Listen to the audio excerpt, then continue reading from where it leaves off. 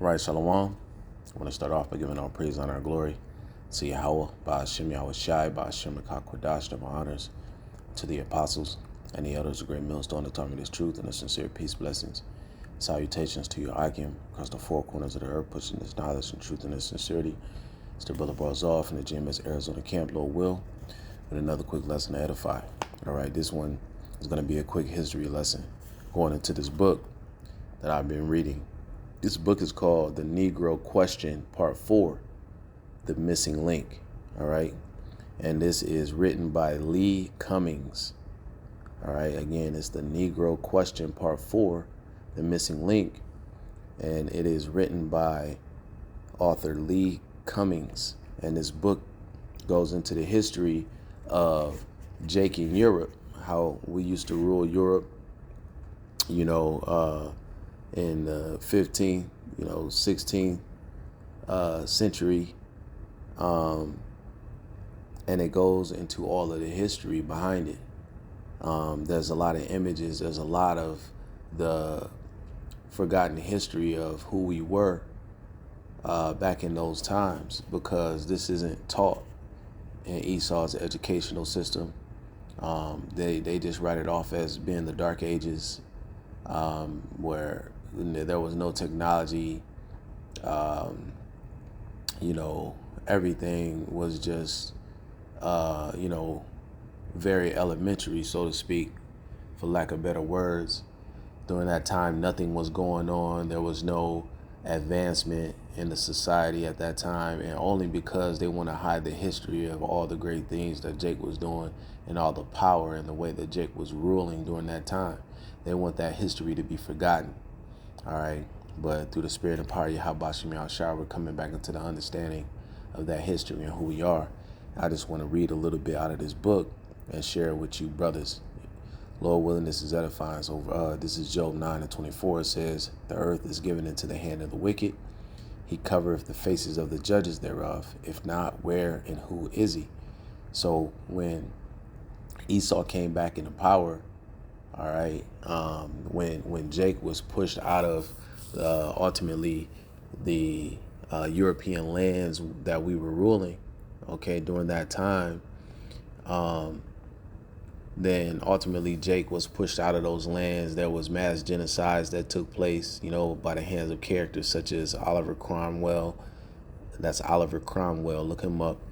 And ultimately we were the Jakes in Europe were very well a part of the transatlantic slave trade, because the slaves came from the western coast of Africa. There were slaves that came from the western areas of Europe, that, a lot of them ended up down in the West Indies, those Caribbean islands, the Barbados, the Jamaicans, so-called. A lot of them Jakes were dwelling in Europe, their ancestors, and they ultimately were moved through the transatlantic slave trade down from Europe into those various parts of the West Indies and serving captivity. That was part of the curses that came upon us for going against Yahweh Shem Yahushua.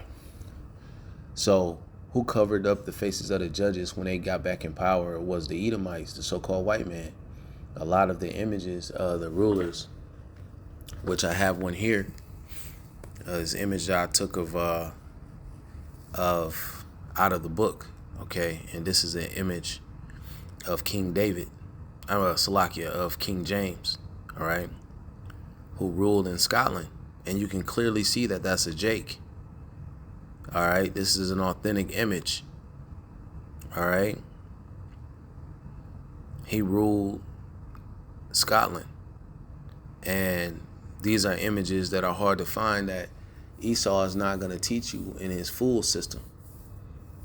And these historians seem to have a severe case of amnesia, because many of them omit these facts as well and the things that they teach. And you have to understand that that's it's intentional, and it's a team effort. They've all come together in agreement And we're going to get that in Psalms, the 83rd chapter, to keep this information away from Israel, you so-called blacks, Hispanics, and Native Americans. So anyway, with this image up, we'll read from this book.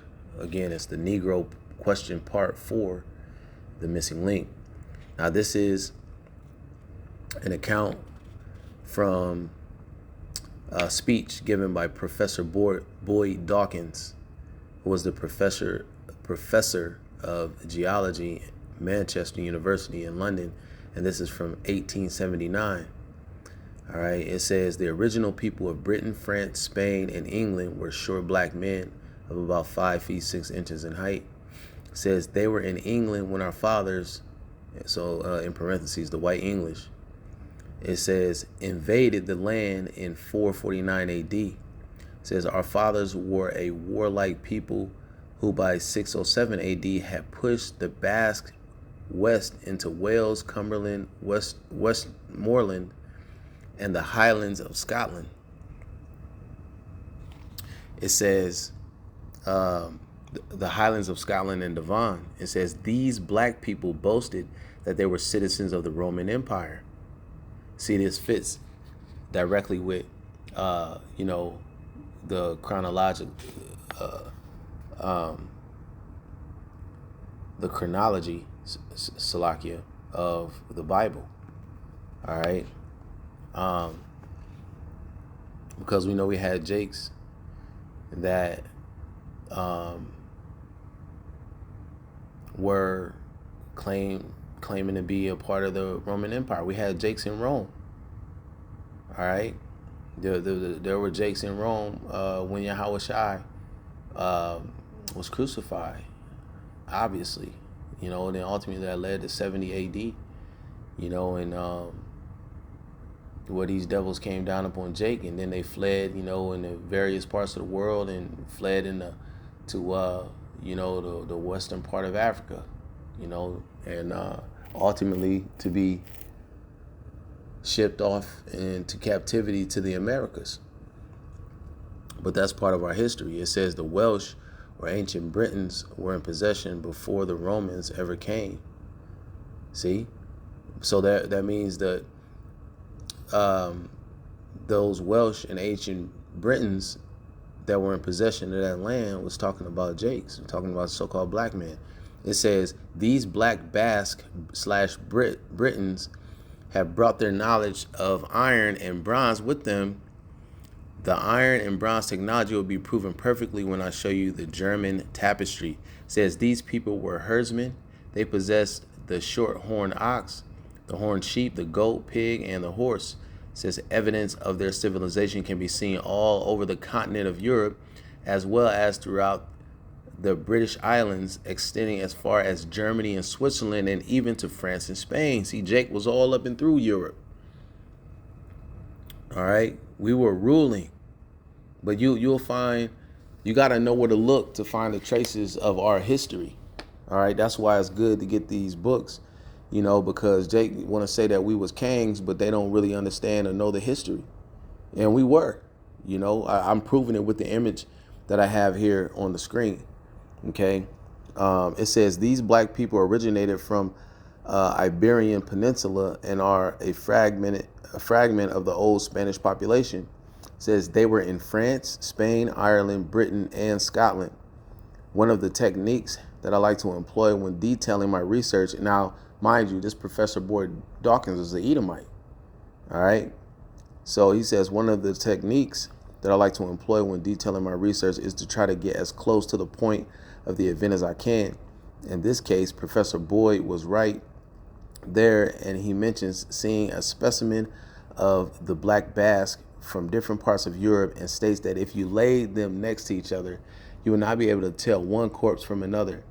It says the purpose of this section of the book is to prove in the beginning that historians of the 18th and 19th century had no problem describing the blackness of the early Europeans.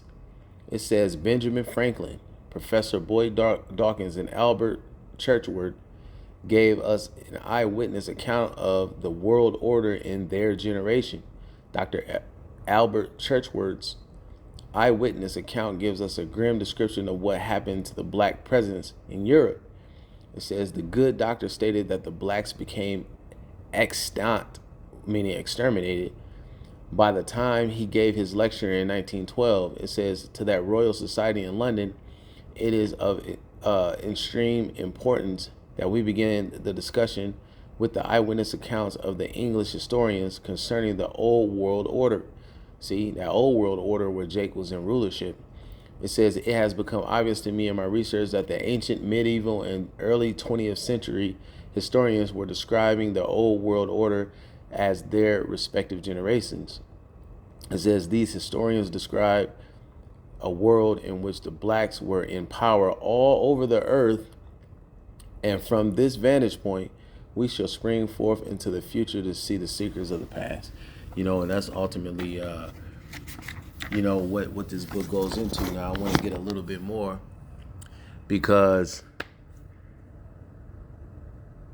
this kind of goes more into the image that I have on the screen, which is of the King James Bible that we read. All right, this is talking about that King James, and you'll hear Israelites mention from time to time that King James was a so-called black man. Okay, and then here's the proof. We don't just say that. We have the proof to show of why we say it, because we went into doing the research. We went to search these things out. All right. This is page 8 of the book. It says, I know that this image of a black King James can be a little confusing because of your Western education, but this is the truth that is known by the rich and the elite in the world. Right? They know the truth, but then they hide it from us. They hide it from you. Okay, so that you just feel that you just whatever it is that they tell you are. A nigga, a spick, 3/5 of a human being, low IQ. They want you to continue to believe those things. They don't want you to believe that you got a rich history of rulership. They don't want you to step back into that type of mentality. They want you to be young. They want you to be dumb. They want you to be broke. They want you to be without your power. They want you to be without this knowledge. It says, that was the reason I paraded all of the English historians and professors before I got into the bowels of this book. Now, this is just the author speaking. It says, I had to get your mind ready to receive the truth. King James came from a long line of black Scottish Stuart kings, 343 years of rulership in Scotland.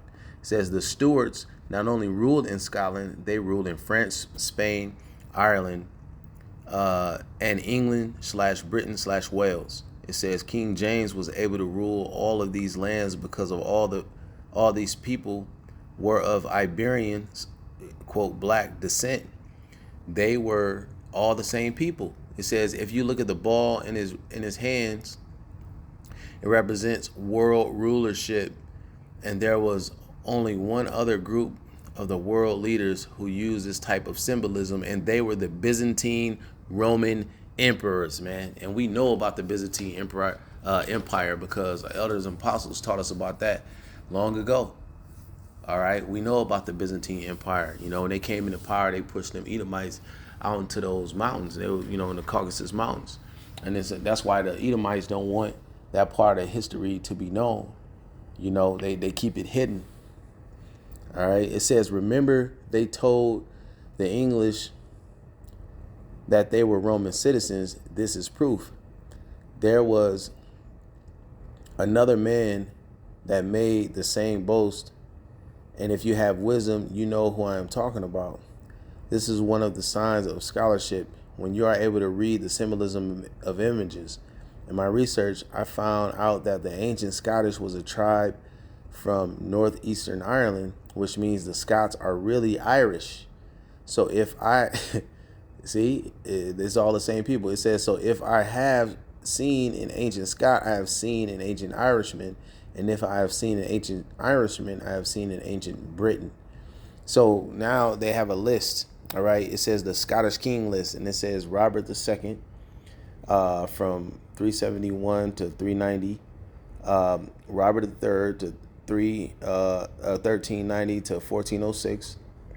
It says James the First, 1406 to 1437. James the Second, from 1437 to 1460. King James the Third, from 1460 to 1488. King James the Fourth, from 1488 to 1513. King James the Fifth, from 1513 to 1542.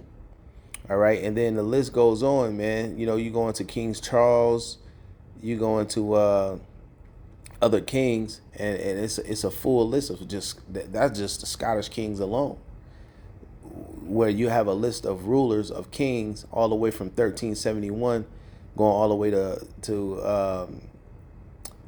it says here all the way through 1707.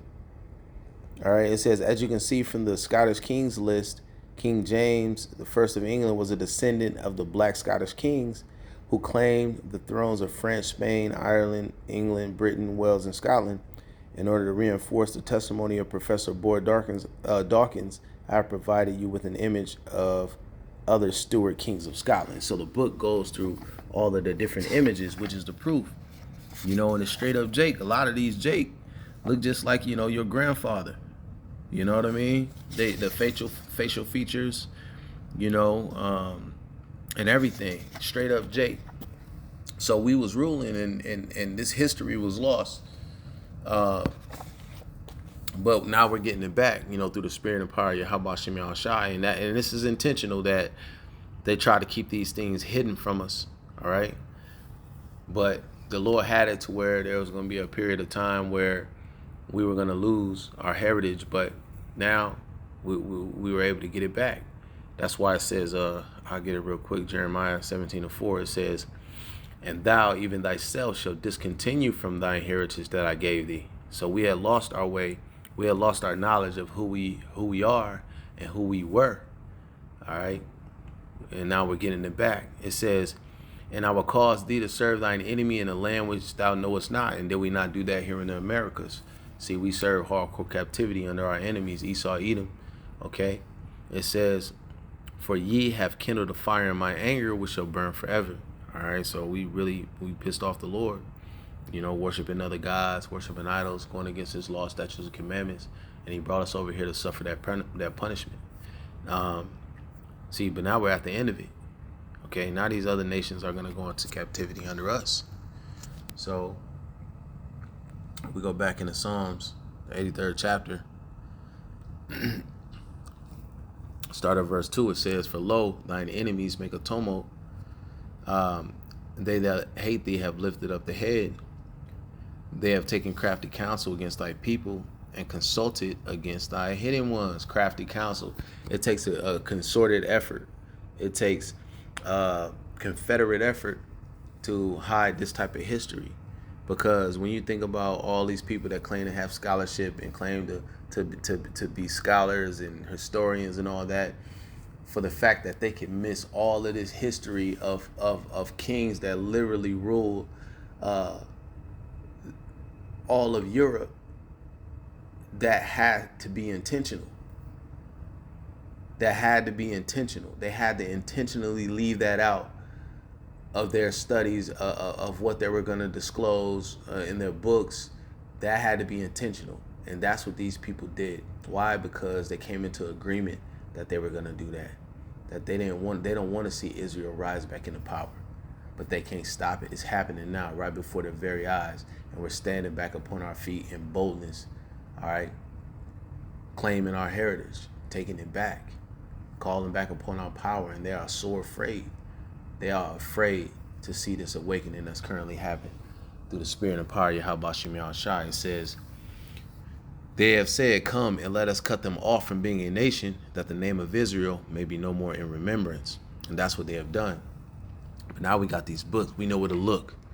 You know, the spirit is guiding us. And we're getting this information, and what it's doing is emboldening our spirits. Is bringing these things that were forgotten back to our memory, back to remembrance. You know, the atrocities that we suffered. And then how to keep that spirit on us to be like, fuck this devil. You know, this devil deserves all of the punishment that, Yahweh Shimon Shai promised that he gonna get and some because of all the atrocities he's done. I'm gonna go into this book more and bring out some of the atrocities, some of the genocide and just horrific ways that this devil was putting us to death, you know, because those things need to be brought out. It keep that fire on you to see this man go down and this man to be consumed. You know, he deserves it. You know, he did ridiculous shit, sticking stakes through babies, you know, throwing them into the ocean, just hurling them into the ocean, ripping babies out of women's stomachs, man, you know, where they hanging, while they were hanging, you know, and just horrific shit that only a devil could do. And they did this. They really did it. And then they just tried to bury the history, but that's not gonna wipe the blood off of your hands, man. You know, these devils gonna have to pay. It says, verse 5, for they have consulted together with one consent, they are confederate against thee. The tabernacles of Edom, so this is who's guilty. And they're the primary ones. All right, they're the English that came in, those Edomites that came in and invaded Europe, you know, around 1650, you know, and mass genocide of the Israelites. They did it in a horrific way. It wasn't like they were just putting Jake to death. They were torturing Jake. And they're going to pay for that, man. So the tabernacles of Edom, the Ishmaelites of Moab, and the Hagarenes, Gabal and Ammon and Amalek, the Philistines with the inhabitants of Tyre. Assur also is joined with them. They have hope in the children of Lot. Selah. So they're going to get punished for all that they have done unto the children of Israel. But the main thing is to withhold the information, to keep us from our heritage and the true knowledge of who we are. All right, so that's why, brothers, you know, we study and we bring these things out, okay, because it gives our people, you know, a sense of self-worth that they have lost, because all they've been told their whole lives is that they just niggas, man. That they just niggas. But we got a whole rich history that most of our people don't know about, that has been forgotten. And that's why we bring out these lessons, man. So I just want to bring out a little history. Lord willing, this was edifying. And I'm going to go into this book a little bit more because there's a lot of content there. But for now, I'm going to leave it right there. And with that, I'm going to say shalom.